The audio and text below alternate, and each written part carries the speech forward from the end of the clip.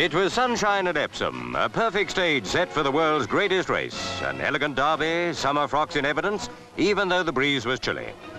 News that the favourite Moutier had a swollen fetlock didn't disturb Prince Monalulu.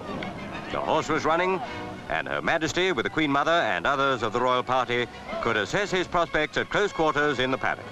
28 horses, the cream of the world's 3-year-olds, would soon be under starters' orders. The odds against Moutier had shortened to 5 to 1.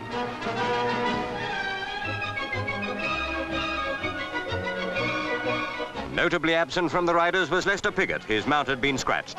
These little men are no strangers to royal approval, and here in the paddock, the Queen had a word with Harry Carr, riding well-fancied Paddock. It was time to mount. Scobie Breesley up on Nicomedes. Outsider, Patrick's Choice, J. Utley up. Only minutes now, and the great race would start. Leaving the paddock, Paddock was followed by Just Great, second favourite overnight.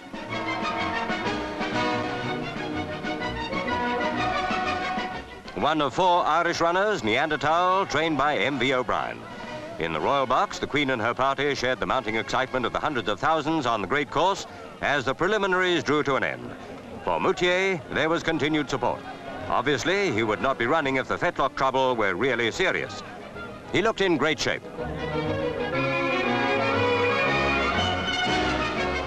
There was no trouble at the gate. Last-minute betting confirmed Paddock as second favourite.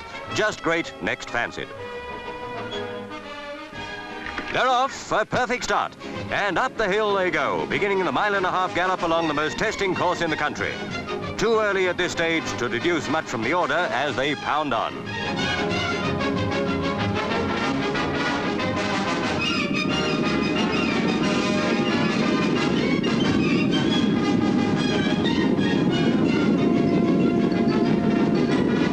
On the swing left, approaching Tattenham Corner, Patrick's Choice, Duel, Supreme Verdict, pins on Cipriani, all well placed.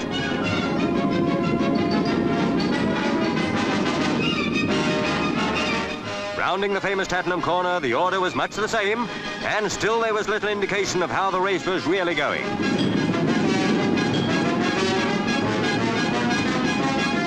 Into the straight, Duel, Bounteous, Sovrango, Latin Lover and Cipriani were going splendidly. So were Dictor Drake and Paddock. Now, confounding the experts, thriving on the hard going and making a real challenge came the outsider Psidium, ridden by the famous French rider Roger Poincelet. Less than a furlong to go, Psidium coming along tremendously on the outside. Sovrango, Paddock and Dictor Drake had no answer to the outsider's speed. By 2 lengths, Psidium won the derby.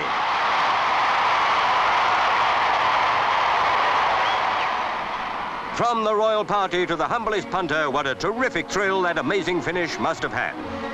The horse hardly anybody thought had a chance only a few minutes before was led in by Mrs. Arpad Plesh. Roger Poincelet, 8 times a loser in the derby, had won at last.